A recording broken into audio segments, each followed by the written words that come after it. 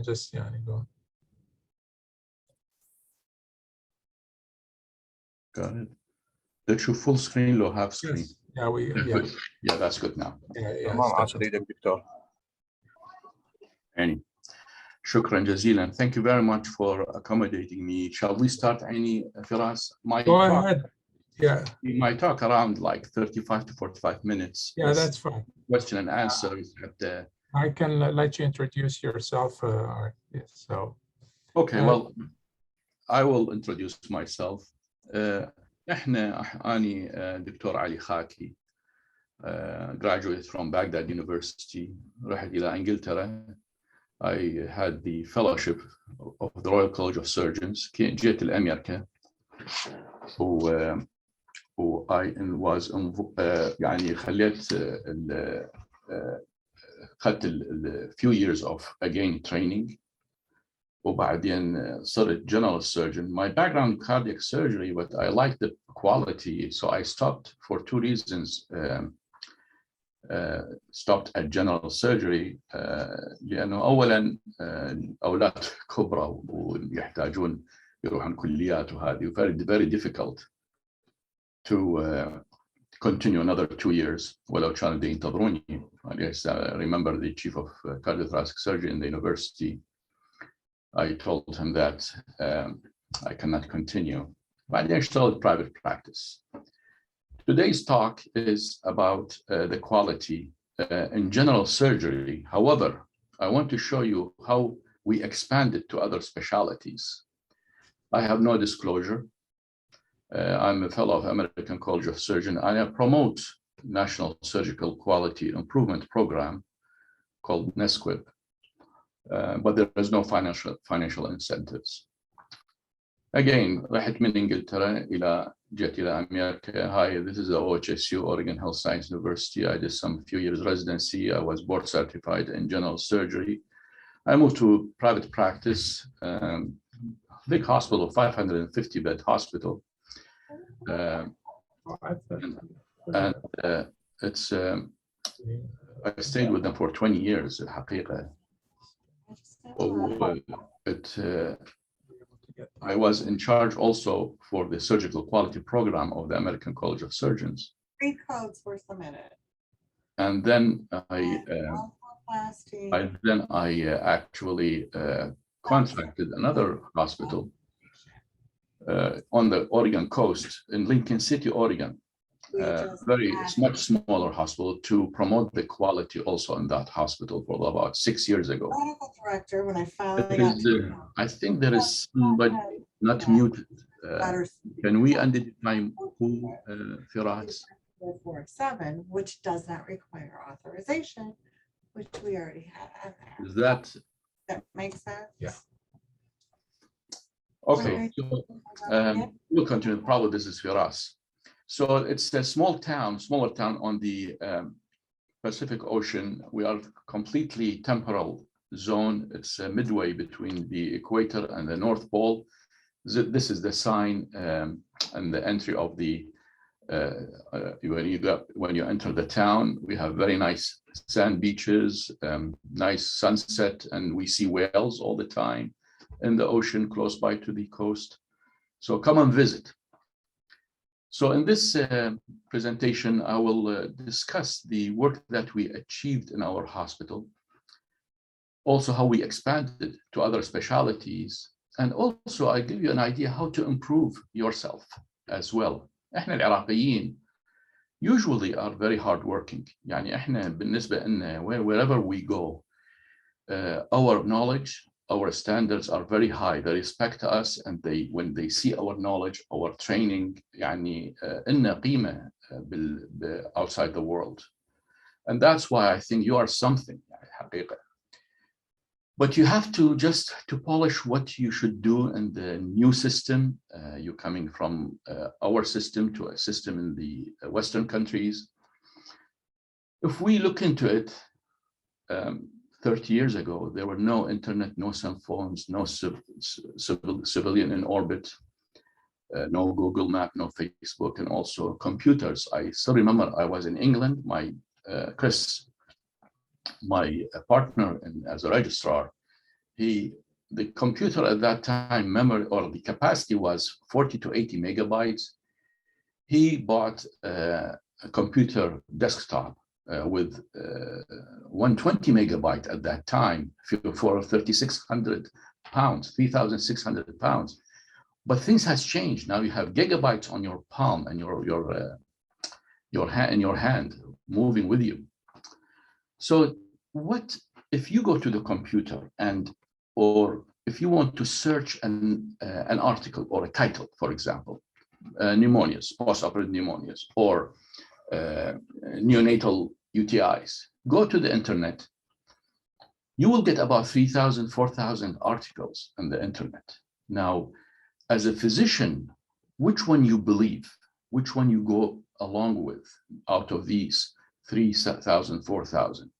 Our standards are the evidence-based medicine, and the level of evidence is randomized controlled trials. Randomized controlled trials are prospective, يعني من أول ما يبدون العلاج بعد مو they set up the difference between one arm and the other arm, two groups of patients. They give them each different medication that you want to compare or contrast.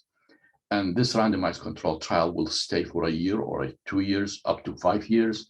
At the end of the study, you see which treatment is better than the other one. It's a double-blinded, nor the patient nor the doctor know what they are giving, no factory and commercial involvement. So at the end of the study, you see which one is better than the other one, which is a true non-staggered, non-biased results. That's what we rely on in medicine, our decision, and how value is the paper that has been published, because many 3,000 papers, if you don't have a solid evidence, that means مثل يعني إذاعة بالراديو تسمع يقول لك إذا تاكل تفاحتين وبيضة واحدة الصبح ما راح يصير عندك influenza. Where is the evidence? This is talk, this is radio talk. The evidence base that we lean on in medicine are the levels from 1 to 5. Of course, a level 1 to 1A2 randomized controlled trial, prospective. Number 1B is one randomized controlled trial. Now نجي إلى retrospective. That means we collect the data. Still level 2A, حتى لو احنا مثلا مو اللي established from the day one. نقدر نجمع الطبلات أو نجمع الcharts مال patients, and we go back retrospectively. Still, this is if we collect it appropriately and analyze it, and statistical significance level 2 and 2A and 2B is like statistical is questionable, or inclusion exclusion criteria. ما تقدر تجيب فد paper تطلع منها بس الصحاح very good in good shape. And مثلا many papers came out from the Gulf War, but you cannot apply it to United States or anywhere civilian traumas. The Gulf War trauma is all involved healthy people, young age soldiers, completely different from the civilian, which are the elderly above age 65 and Medicare population. So these are the levels of you have to assess it, look into it. And then, of course, goes down to case series, case study. There are some areas where it is unethical. For example, carcinoma of the stomach, gastric malignancy. You cannot. It's unethical that to treat with this and treat that, to practice or to see. So case series will take it in consideration after the randomized controlled trials. I would recommend also see the p-value, probability value. This is a judge where it say that this is probability happened, or it's a true significance. يعني العلاج أو الoperation, is it truly beneficial or not? Go to the p-value. Usually, if it's significant, it should be less than 0.05, and you can see some people even in the paper presentations, they do 0.0005. That means it's really unlikely. It's probability واحتمالية حدوثها by chance. So the p-value. And then also when there are certain rare diseases, There is level 5 expert opinion, and people who've seen it, they can publish. We cannot randomize it. There is not much number. It's very rare condition, but we go along this, but we have to know this is a weak evidence. So I give an example. For example, I drag it from my previous presentation. Look at this table. This is actually 2 chemotherapy to prove there are about, see the trials, to prove that one chemotherapy is better than the other one. That's the same chemotherapy. This is the chemotherapy course costs about 50,000. Most of them been commercially been poured into these trials. And if you see, there is 53 randomized control trials on at one stage, which is really, you don't need that. But again, these are financially derived and commercially derived.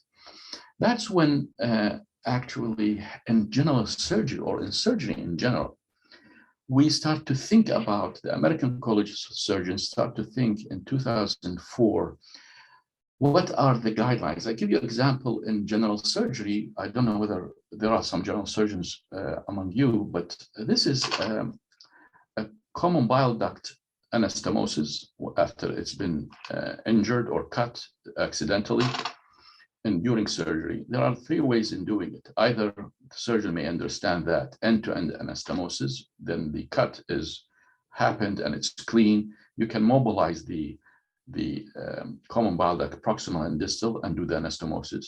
Or if the cut is distal close to the duodenum, we can do choledochoduodenostomy, where we put the proximal part to drain it into the duodenum directly, and we forget about the distal portion. We ligate it, so the bile comes from the liver to the duodenum. Or Roux-en-Y. This is a small bowel. We cut it and we make it a Roux-en-Y, a sleeve of small bowel, where we can connect the proximal common bile that coming from the liver to this limb.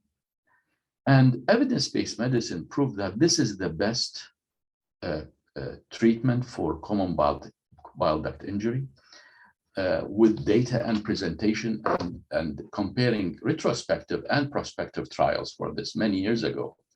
The Roux-en-Y limb, small bowel, almost you bring a vascularized pedicle, has less early complication like leaks and cholangitis, and also better outcome with remote complications like strictures and also cholangitis and stuff like that. So basically, there is somebody did the homework for us and showed that this way, choledochoduodenostomy to the jejunum, is a better outcome from the rest. So we have to comply with the evidence-based medicine to have a better result for better quality of the patient care. Again, 2004, American College of Surgeons promote the NSQIP program, which is National Surgical Quality Improvement Program. I enrolled to the program in 2007. We were at that time 250 surgeons nationwide. Nobody wants to work on their complications. Nobody would ask people what went wrong in their patients. Surgeons like to forget about their complications, and in fact, it's a headache for them. But this has changed and evolved over the years. The program has expanded. We have lots of literature now, unbiased. It's an NSQIP articles, original articles, and we can lean on it without any bias. Now we are about 800 hospitals in the world, about 500 and something in the United States. There are some international hospitals in Canada, and even in Germany, Italy. We have also in Lebanon, and also in Emirates, in the other than the United States. And the idea behind that is, let's have samples of the patients that we undergo surgery. I collect data of all specialties: general surgery, urology, OBGYN, and ortho.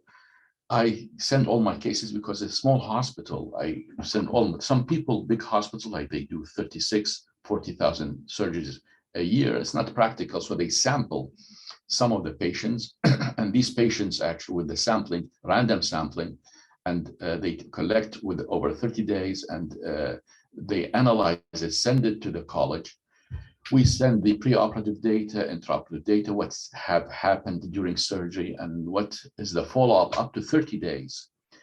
And we send it to the college. The college analyze it at risk adjusted. You know, sometimes, for example, for colon surgery, a young healthy person with medium built, 60 kilogram weight, average weight, length of stay probably 3.2, 3.3 days after the surgery. Now, patients who is elderly with diabetes, history of stroke, heart disease, the length of stay is about 6.7 or 7 days after surgery. So they risk adjust and they cannot come. So you can compare the person who is young with the elderly after the risk adjustment. So they allow that the person who is really diabetic and old age, they're allowed to stay 6. If you have the patient stay 10, 15 days, 10, 15 days after surgery, this is a stigma. But you know, the average, they adjust them. So any day beyond they adjust it accordingly to the age and the other comorbid factors. And again, they send us back the results, and whoever doing very well, they call them exemplary. That means they are example. In fact, when I was in the big hospital in Portland, Oregon, they are actually, we have exemplary in many measure. This hospital is a smaller number, that's why statistical nuts, but we still, I consider ourselves exemplary, and I have data up to like 2 weeks ago. And if people who are as expected, and I'll show you in the graph how is that as expected, like we have complications. Every hospital has its complications, and if anybody tells we don't have complication, I don't think they are telling the truth. Complication happens, and when it happens, we have to react accordingly. How to deal with the complication according to evidence-based medicine. If we dealt with it appropriately, the patient outcomes are much better. Or sometimes hospitals have bad outcomes. They keep on having, for example, DVT after surgery or surgical site infection after certain procedure. We call them outliers. So the outliers need to improve themselves. Exemplary, they have to maintain their level of state.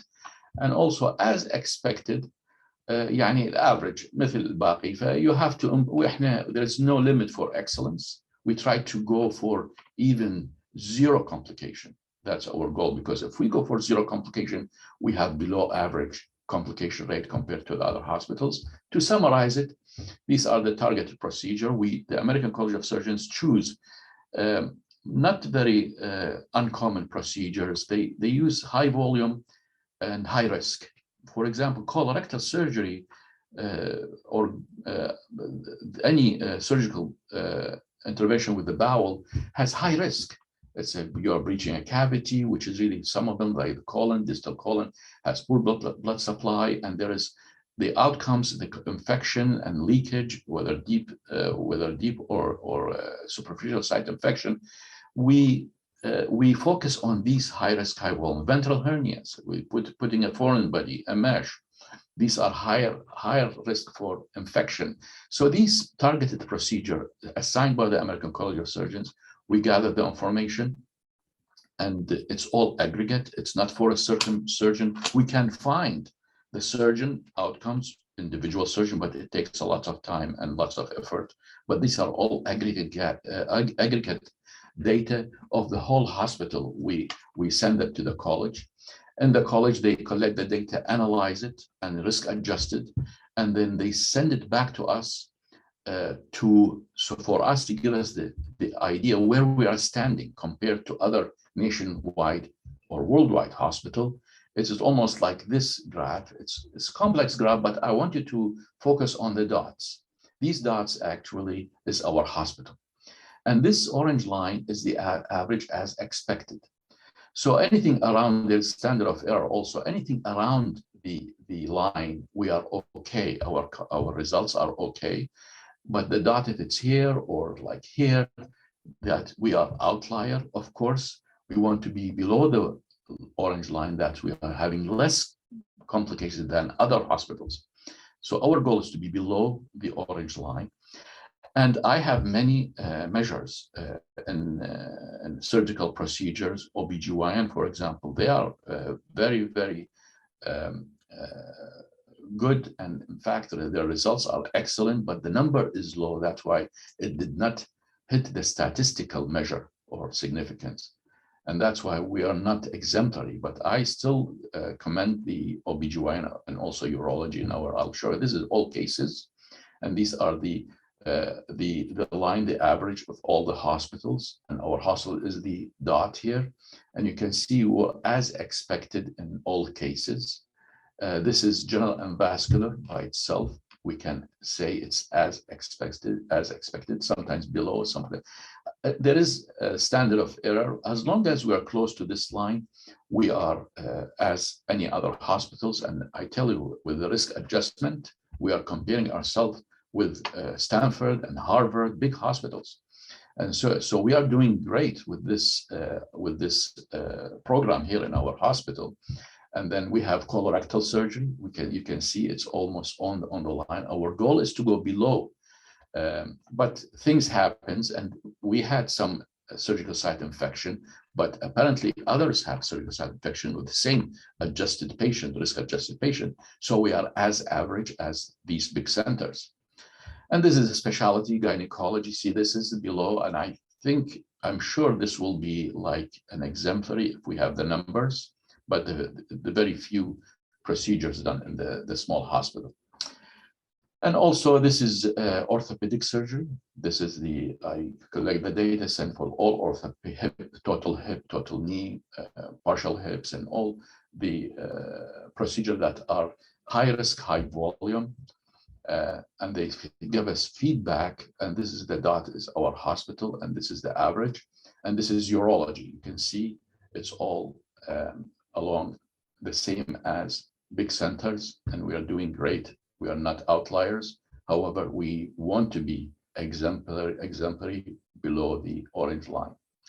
Now, to work on that, we have to start preoperatively. That's why if we have here with us family practitioners, internal medicine, the process starts with them. We have to have blood sugar control.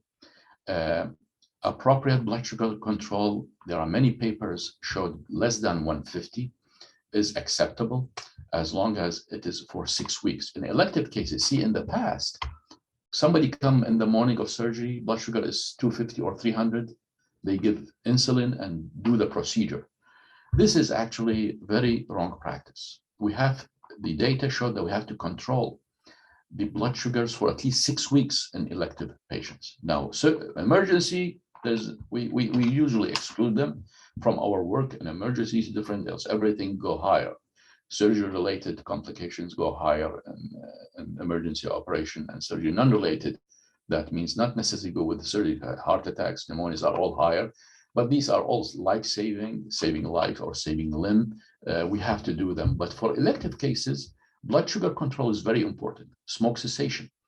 In fact, many insurance companies now will not approve hernia repair if the patient is a smoker. We have to have smoke cessation for at least 30 days to get the insurance company paid, because there is very strong correlation between recurrence of the hernia and smoking. There's again good solid study with multiple arms, studied the morbidly obese, people who are smoker, people who are on steroids with delay healing, people on chemotherapy. The most significant, that's true correlation for recurrence, is smoke, is the smoke. So this is one of the measures. Obstructive sleep apnea. Obstructive sleep apnea is an entity, especially with the morbid obesity, and many people have BMI more than 30 and 40, unfortunately. And these, we need to operate on them. So we have to rule, especially colorectal surgery. It has been proved that high oxygen tension, high oxygen supply during the procedure and few hours after the procedure is very important to prevent anastomotic leak in colon surgery. So obstructive sleep apnea, we have to make sure that the patient has the CPAP or this, he go under the program for preventing or treating the obstructive sleep apnea before operating. Nutrition, we know people who have poor albumin, ideally you have to do pre-albumin, which is give you the nutrition instantly of that in the few days around the test. But pre-albumin is expensive, but you can rely on albumin. I discussed it with a very nice surgeon who is into nutrition. He said, as long as we have at least a measure. So serum albumin is not as good, but at least will give us an idea how is the nutrition of the patient for the last 4 or 5 weeks. So nutrition is very important. Many solid studies with very statistical significance showed that poor nutrition has higher rate of complications, early and remote, surgery specific for that particular operation, or surgery non-specific, again, like pneumonia and strokes and heart attacks. High blood pressure, we have to control it before surgery. VTE stratification. VTE, I will come to it later about the thromboembolic phenomena, because the surgery will change the body, it makes it under stress and make it hypercoagulable. This is Mother Nature. In mammals, when you, for example, any stress, there's a fight or flight, you find yourself having the animal have tachycardia, have increasing blood pressure to react to the fight between animals. And also it will increase the coagulability of the animal so that if there is bleeding, it will clot and stop immediately. So surgery is almost like stress, like a fight. And it's the stress on the body, this will increase the coagulability of the patient. And that's why we have to be very careful. Most of the patients who are really higher risk, and I'll go to them, especially cancer patients, we have to do prophylactic before the operating room, where place the CDs, sequential compression stockings and devices. Intraoperative, we have to do, there are many studies show that we have 1 dose of antibiotics half an hour before surgery will prevent and reduce surgical site infection. It's an old paper in the 80s, and that is a solid study. People start to work on different type of antibiotics, which antibiotic to choose. But I think the main goal is to protect skin flora. And that's why the pre-op antibiotics is very important to reduce surgical site infection. Blood glucose control continued as pre-op during the operation, prevent hypothermia. Temperature less than 56.5, it will impair platelets. There is risk of bleeding, hematomas and seromas, and also bleeding. The hematoma may get infected, and also there are solid studies, increased surgical site infection. And again, high oxygen. We work on all these measures during the surgery, and after surgery also we control the same measures, make sure that they follow the patient for 30 days. In the immediate post-op, we control measure after that. And there is, I think we have to open our eyes as surgeons for any complication. For example, in ortho complications, there is high risk for DVTs. We have to make sure we watch the patient. Any symptoms, chest symptoms, shortness of breath, we have send them to the ER immediately to avoid further deterioration. So we have to watch for complications that can happen. If patients was on blood thinners, we anticipate small hematomas or some swelling in the wound and possible serum. So we open your eyes to make sure that you prevent these. And then recently there is patient reported outcomes, which is really a program in the American College of Surgeons, asked how patient is satisfied that operation went perfect, no infection, very successful, but the patient has, for example, colostomy. Now, colostomy has to take care of the colostomy. Some people, especially elderly, may be impaired their vision, impaired their mobility. Now, is this ideal for this patient? And that's what brings us to age also. We sometimes at age 90, for example, or around 90, we tell the patient that these are the outcomes. You may not be back to your normal life, whatever your baseline. And sometimes we try to avoid operation and seek other alternative measures. So basically in this, when we collect the data and this, we see our results, the most important thing when we get back, if we are not doing well, we have to work on it. What went wrong? And we have to go through the whole policies and protocols that I discussed earlier. So to see what is, I had 3 years ago, hernia repair, and there is postoperative infection. And we looked into it, and indeed, the temperature of the room was less than 36.5 for about 5 to 10 minutes. This increases the risk of SSI. So after that, we maintain the temperature. We correct ourselves so that we will have a better outcomes in the future. And it needs time to make sure that you excel this program.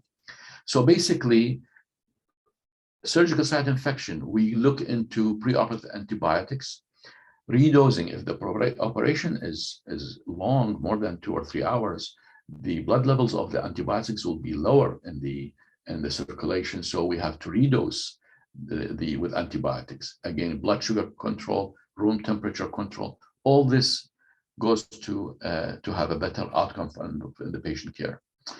Now, no VTEs. Joe Caprini is a very nice surgeon from Chicago. I met him a few times in conferences, and he made a score for risk factors if the patient is undergoing surgery. If a patient undergoing surgery and he, for example, these risk factors, all scoring system with points, all these, if it's positive, it will add 1 point here, 5 points here, 3 points here, 2 points here. And this is a very well-known table, Caprini score table, موجود بكل literature. So basically, Caprini found if the points, the scoring system is 5 or above, without DVT prophylaxis, we'll get 100% venous thromboembolic phenomena, DVT or pulmonary embolus. Now, it is very common in the United States, very common in the Western world, very rare in the Middle East. But you should have this put in consideration. And these led us as surgeons, me and my team, as a surgeon and my team, to look into other specialties. For example, the RRT, this is Rapid Response Team. Rapid Response Team is a team of a doctor and 2 nurses, ICU nurses, who are on call for any patients that may his signs deteriorate. See, the patient will give some sign before going full shock and require ICU. And this, they call it modified early warning scoring or system. This is established in Australia several years ago, and then modified early warning system. If the patient's tachycardic, heart rate is going up, blood pressures go down, they add up into, if it's trigger, the scoring for Muse. And with a simple intervention a few years ago, we just gave those team a phone. Instead of calling them and asking them, we give them a phone to be called during any one that has higher heart rate, the patient doesn't look right, slightly confused, increasing temperature, before he go and collapse to a shock state, whether it is hemorrhagic or septic. The rapid response team immediately resuscitate the patient, give them fluid, give them antipyretics, and you can see this graph show that when we utilize rapid response team more than the previous years, ICU admission went down. So it's correlation, we intervene. This is not surgery. This is simple measure. I want you to think about any measure that you find, any problem in your hospital, or in your clinic. Just think about it and you have a success story like this. This is most recent. This is by 3 months ago until June 22. This is a CLABSI, central line associated bloodstream infection. We call it CLABSI in the United States. CLABSI is a very common problem when you put central lines in ICU setting in ICU patients. And this is our usage with time. You can see some months we use a lot of central lines, 1 month average, and then some 1 month below the average. But look at this blue line, 0 infection, 0 occurrences. We actually achieved with all these patients, with all these central lines, no central line infection, no CLABSI. And also this is catheter-associated UTI, the Foley catheter-associated urinary tract infection. We lean on data and see how we can prevent this. Most important thing in catheters is to comply with the sterility during application when you put it, when you insert it. And this is over time, our hospital, from last year to June this year, you can see the use of Foley, utilization of Foley, sometimes high, sometimes low, sometimes high and go down, average. But look at this blue line, 0 UTIs. This is just because of the awareness, and we lean on evidence-based medicine to do our best practice. I'll give you an example of this. A few months ago, the CEO asked a few surgeons, what's their opinion on doing preoperative COVID-19 testing. So COVID-19 is a common problem. Nobody wants to operate on COVID-19 because it spread the virus to the staff, the OR, and there is some implication about sterilization and staff getting isolated at home. So COVID-19 test, make sure that patient has no COVID-19 before the procedure. Now, there are certain articles, solid articles, which came recently, although in orthopedic surgery, but I always lean on it. People who have COVID-19, they do much poorly. Recommend waiting 2 months after the infection to do the surgery. Our practice is 4 weeks here, 4 weeks, much dramatic improvement in the outcomes. If the patient have COVID-19, we usually wait 4 weeks, and the complication rates much less. Now, to be perfect, it's 2 months. These are ortho patients been published in JACS earlier this year, but we can apply it. Still, studies are emerging. So far, I lean on that paper. Now, when they called me and told me that, shall we do the COVID-19 testing? So I know that the CDC have the incidence stratified to incidence per 100,000 population. If it's less than 10 per 100,000 population, it's low incidence of COVID-19 in that region. If it's 10 to 49, this is moderate. 50 to 99, above 100 is high incidence. So I asked the county, and I collected our population, because we drain about several towns around us. And I looked into the population. I talked to the lab, and I saw how much COVID-19 positive test, asymptomatic, and how much are symptomatic. I looked and analyzed it, and we were anything between moderate and substantial, most of the time moderate, while other areas like big towns in Oregon, they have high, substantial to high. So we are a different. So I raised this table to the leadership and the system, because we are part of 5 hospital system. So, and they actually apply it to all hospitals according to this stratification. Just simply, I leaned on data, on the CDC publications, CDC data, and we directed our management according to evidence-based medicine. Again, we looked into same thing, preoperative hemoglobin A1C, operative sleep apnea in our surgical patient, but you can apply it to even the performance and the management of even medical patients, pediatrics, OBGYN, any patients. And now the trend is preventive medicine. Most of the hospitals now in the United States looking into prevention rather than treatment. Flu vaccine, chickenpox vaccine, now colon screening, very common in the United States, colon cancer. Colon screening, they recommend start doing screening. There is prevention.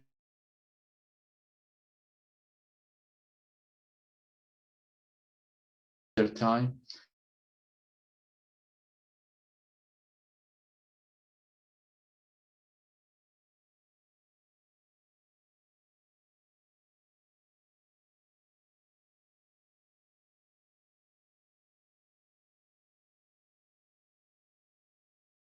Diabetic foot ulcers.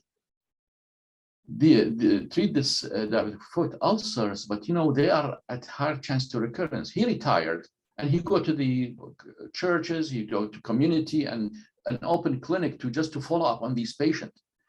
So I like you to think about this. You actually, one of the elite, the Iraqi knowledge, Iraqi students, Iraqi doctors, they are very higher standard than average, whether you are graduates from Iraqi medical school or even if you are abroad. But the Iraqis are, some elite group of doctors. Look into a problem, like look into, for example, pneumonias in neonates. Anything that happens frequently in your practice, look into it, make a group and make a project to prevent in other specialties or late, for example, late discharges. Look into this, make a group. You lead the group, get help from people. You have to find the people that are into quality. And many people, if you just ask, many people will support you. Go to evidence-based medicine and try to be, according to evidence-based medicine, to set a plan how to prevent, how to correct this simple measure. Even a simple problem. I always say, I do a project at home when there's a problem with one of the kids repeatedly getting some bad marks. So let's look into the problem. Let's recuperate and be creative. Creativity is just to search these subjects, search the art of the internet, go to the library, look into these literature. And always think, what are the problems? The problem is, if you think of the complications when you give medication, as long as you're aware, you always have success. Because, if you are thinking of the problem, before it happens, you can identify it. And that is, to be successful, you have to be obsessed with any failure. And that's all. I hope that you have something. I made it so broad. I apologize. Mainly it's general surgery because it's my specialty. And if you have any questions, this is my email. You can email me for any questions. And I really appreciate you getting me enrolled to this program to give you some information and teach you about how to deal. It's a tough life, it's not easy. You're telling me, when I'm saying this, to find a project, everybody has his own hectic life, has his family life, financial issues. But when you are working, put the hat of work on your head and make sure you excel that. Now, when you go out of the hospital, you're off or the weekend off, take the hat of work out and bring the leisure or family hat. So you can focus and forget about, that's where we regenerate as doctors. Thank you. Ali, thank you very much. That was an awesome presentation. So I thank you for it. This is Firas, by the way. While everybody else إذا عندهم أسئلة we'll leave it open. Dr. Ali راح يجاوبها. I just have a few comments just along that line. One of the things, and I'm sure Dr. Ali has been longer than me in surgery, and I've done general surgery, then I did plastic. The thing that what I learned is that we adapt and we change. And things that I've done in my residency, many of them have changed over the years, and all of it is driven by quality and outcome. One of the things that you mentioned, the central line, and probably you remember, when I used to come and do the central line, we just to put gloves on and just put the sterile sheet and that's it. And it was hassle. Then when we start looking at central line, infection rates, one of the recommendations was just to put a gown to do more sterility. Everybody has to wear a mask. And we, including myself, we kind of tried to resist that because it was more work and all that. But then when we looked at numbers, it was awesome result, and you couldn't deny that. These are the things is that we need to change and we need to adapt. And it's driven by not we tend, especially surgeon, and the word anecdotal اذا الجماعه يعني يعرفون anecdotal انه بتسوي اشياء انه انت تعتقد هي زينه بس ما مدعومه باي يعني نتائج او بحوث.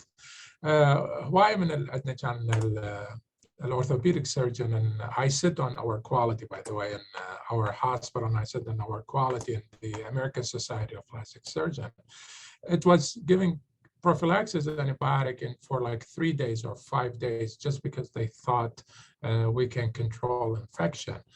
And then the results really didn't change. And the one thing like we do differently in orthopedic and in plastic surgery when implants were used, there are 2 simple measures: is the swabbing the nose with iodine solution, and that reduced the incidence of carriers of methicillin-resistant Staph aureus. We start also having the patient 2 hours before surgery, if they can bathe with the chlorhexidine products, or we can kind of like clean them up with chlorhexidine wipes pre-operatively for an hour or 2, and that significantly reduce implant-related infections and associated related infection. So the points that Dr. Ali you mentioned are excellent, and I hope everybody can carry it in one way or another. I'm sure probably it's hard to apply it, but I think the key thing is that we need to review our results, and we're all proud of what we do, and we should be, but also we should look at our complications and what things we can do to improve, and it's not about pride if we need to change things.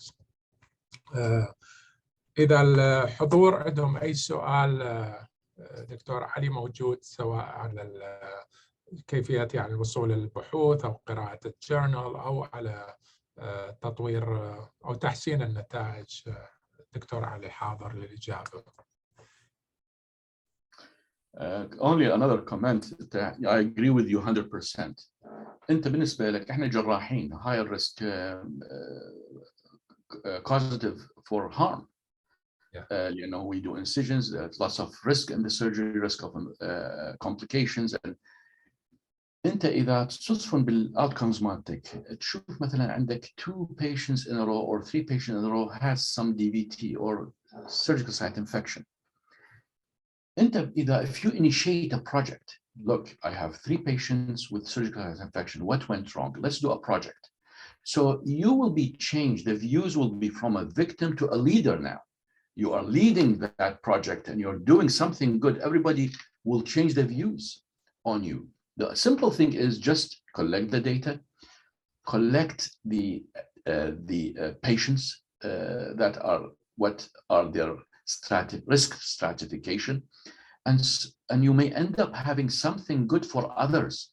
Look, guys, I have 3 surgical site infection SSIs, and I did so and so. I did this dosing antibiotics, and I've for the last 6-8 months I have not 0.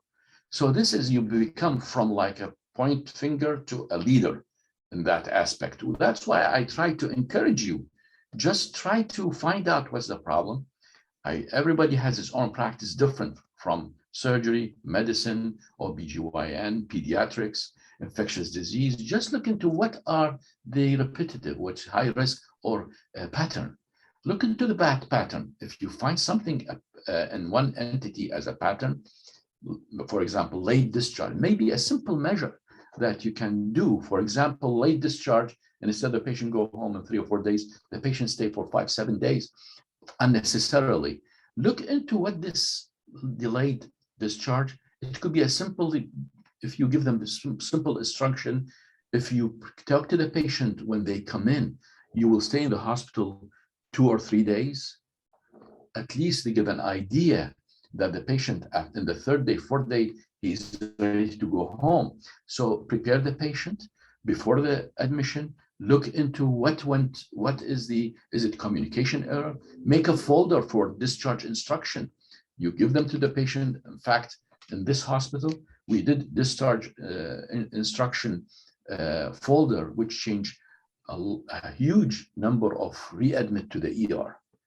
Once you give them a thorough discharge instruction, what to expect at home, it reduces the phone calls after hours and after surgery, after admission.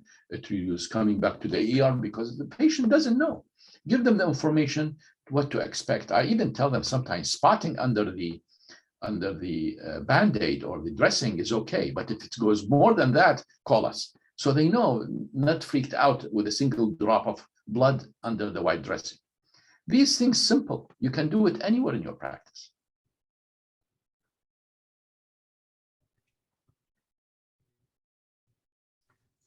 لكم من الحضور إذا عندهم أي سؤال. Again يعني احنا البوبوليشن مال Iraqi doctors, one of the elite doctors أقول لك إياها. احنا لما رحت إلى إنجلترا they used to stand for us coming from Baghdad, Iraq. وبعدين United States احنا موجودين. ما أقول لك تعال you brag انت, you have to be very confident. مو تروح تسوي bragging على, but if you have the knowledge, if you've been asked, just elaborate your knowledge so they know, oh wow, they know who is talking, who they are talking to, because احنا بصورة عامة النولج والستدي مالتنا attitude مالنا كإراكيز is very well accepted all over the world.